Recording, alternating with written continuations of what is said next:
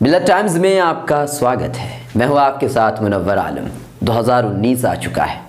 2019 के इलेक्शन का लोगों को बहुत दिनों से इंतज़ार था। 2014 के बाद लोग तंग आ चुके थे, ऐसा लग रहा था।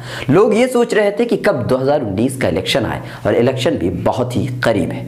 और ऐसे ही मौके पर हर पार्टी अपने अपने नुमाइंदे, अपने अपने उम्मीदवार का नाम, कौन कहां से किस सीट पर लोकसभा का इलेक्शन लड़ेगा, पार्टी बता रही है। ऐसे में किशनगंज का, बिहार के किशनगंज की सीट पर सबकी नजरें जमी हुई है, क्योंकि किशनगंज का शुमार हिंदुस्तान के अहम तरीन लोकसभा हल्के में होता है। ये वाज़े मुस्लिम अक्सरियती इलाका है।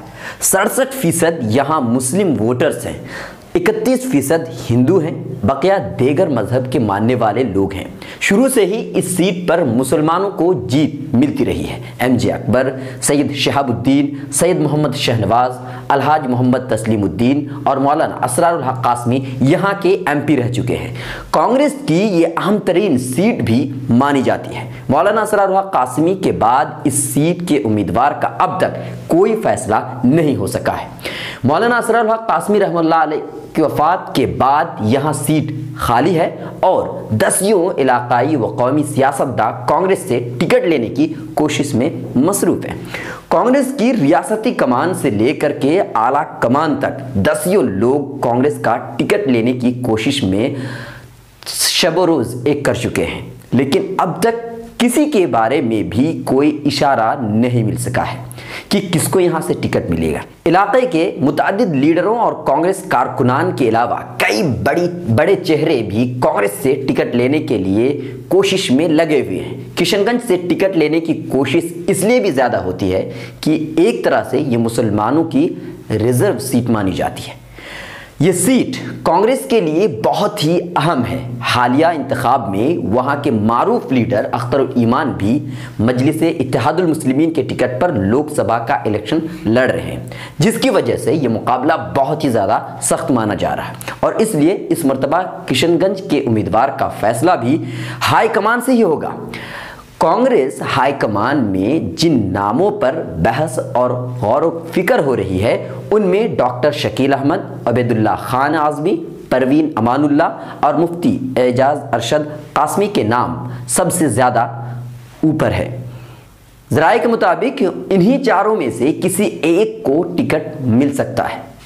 ज़्यादा गालिब गुमान यही है कि मुफ्ती एजाज अरशद कासमी को कांग्रेस के यहाँ से अपना उम्मीदवार बनाए, क्योंकि मुफ्ती एजाज अरशद कासमी साहब नामवर इस्लामी स्कॉलर हैं, दारुल उलूम देवबंद के फाजिल हैं और all India Muslim personal law board के रुकन भी हैं।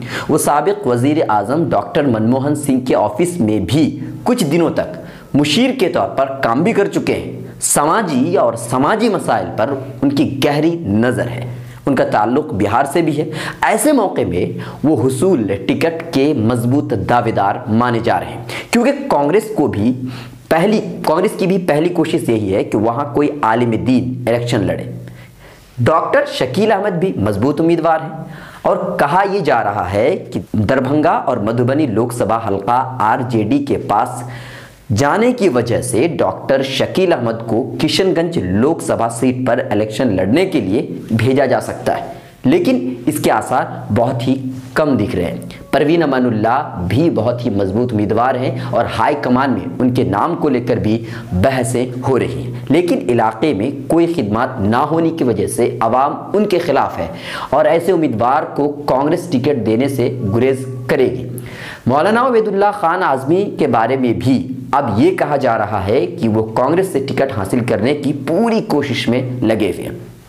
अगर उन्हें टिकट मिल जाएगा तो वो वहाँ से मैदान में उतरेंगे, लेकिन मौलाना अबेदुल्ला खान आज़मी बैरून रियासत से ताल्लुक़ रखने की बुनियाद पर मुमकिन है कि अवाम की हिमायत उन्हें ना मिल सके।